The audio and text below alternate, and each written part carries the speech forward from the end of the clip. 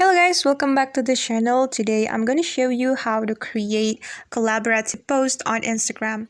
Alright, the first thing you should do is open your Instagram account on your phone, and then you have to click this button to create new post.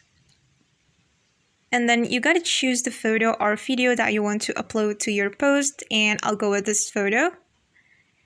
And after that, you can click next. And then you can add filters to your photo, but I don't want to add filters, so I just gonna click next to continue. Alright, and then you can choose tag people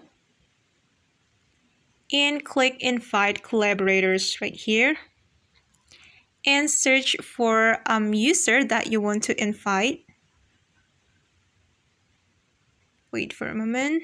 Alright, and then after you choose the user that you want to invite to be collaborator, you can click this check mark.